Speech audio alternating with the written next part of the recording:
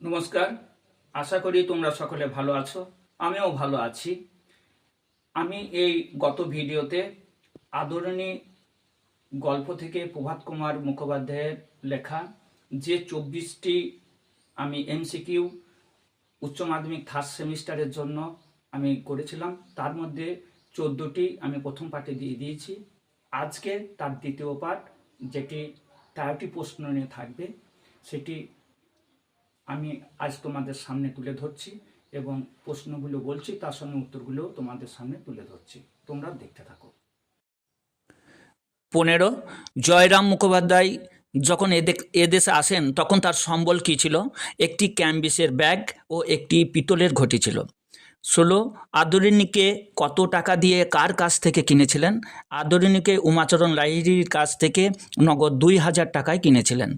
17 জয়রাম মুখোপাধ্যায়ের কয় পুত্র? 3 পুত্র।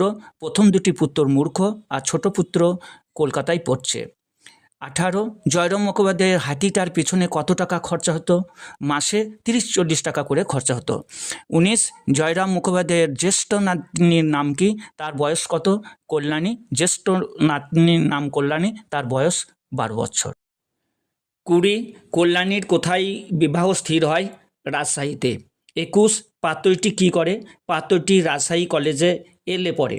22 কল্যাণীর বিবাহের খরচ কত? বিবাহের জন্য খরচ 2500 টাকা আর নিজের খরচ 500 টাকা, মোট 3000 টাকা। 23 বামুনহাটের মেলা কখন বসে? সেখানে কি বিক্রি হয়? বামুনহাটের মেলা চৈত্র সংক্রান্তিতে বসে। সেখানে গরু, বাছুর, ঘোড়া, হাতি, উট কেনাবেচা হয়। 24 কল্যাণীর বিবাহের দিন কখন স্থির হয়? কল্যাণীর বিবাহের দিন স্থির হয় 10ই জ্যৈষ্ঠ। 25 আদরিণীকে বামুনহাটের মেলায় বিক্রি করতে কে কে যান? আদরিণীকে বামুনহাটের মেলায় বিক্রি করতে যান মামুত ও মুখোপাধ্যায়ের মেজ ছেলে।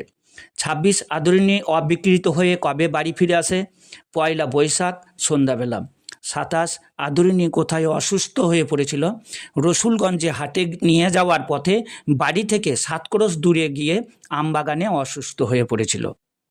এইগুলো তোমরা ঝটপট তৈরি করে নাও। এর পরের ভিডিওতে যে তোমাদের দুটি কবিতা পড়তে হয়, অন্ধকার লেখাগুচ্ছ শ্রীজাত, আর একটা হচ্ছে দিগ্বিজয়ের রূপকথা নবনীতা দেবসেন। এইখান থেকে আমি কিছু কিছু প্রশ্ন দেবো। এখানে আমি একটু বলে রাখি, আমি কিন্তু খুব অল্প পরিমাণে দিচ্ছি। এটা যারা একেবারে দুর্বল প্রকৃতির ছাত্রছাত্রী, তারাই এইগুলো চটপট করে নাও। আর যারা ভালো মানের ছাত্রছাত্রী আছো, তারাও তো অনেকগুলো করে মুখস্থ করে রেখে দিয়েছো। আমি